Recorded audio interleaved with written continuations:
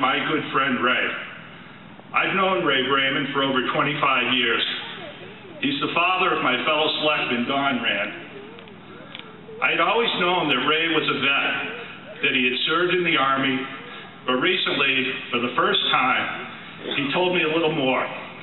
He told me about landing on the island of Luzon during the Battle for the Pacific in 1945. Luzon was considered the second largest battle in the Pacific, surpassed only by the battle for Okinawa.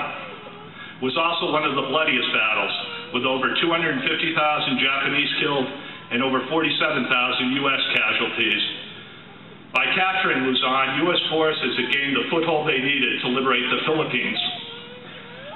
Ray mentioned his service on Luzon the same way you and I would talk about a trip to CVS. It's strictly a matter of fact, not a big deal, nothing special. It was just something that needed to be done. When pressed, he told me how he was scared to death when he landed. He said he kept thinking of his wife, Kay, who he had married the night before he shipped out. He had known her for 2 weeks, meeting her while he was in boot camp. Like most vets, Ray doesn't think what he did was special. He just did what needed to be done. He answered the call of his country just like thousands of others. After the war, when he returned home, he picked up his life where he had left it. He didn't ask for fanfare or sympathy.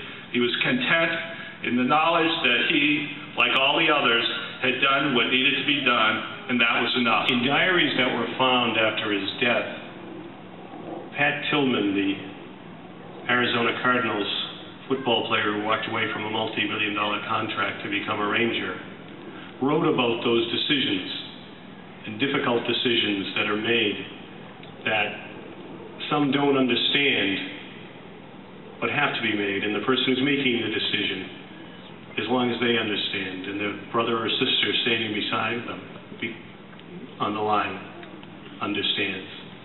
Tillman made a decision that not many could understand with the career he had in front of him. But thank God for people like Pat Tillman and for people like the ones I'm looking at right now, years to come. But I'll ask you to remember this in closing. A hospital corpsman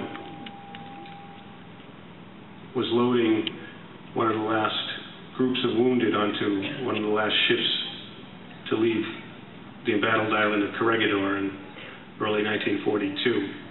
And he knew he wouldn't be seeing his friends again.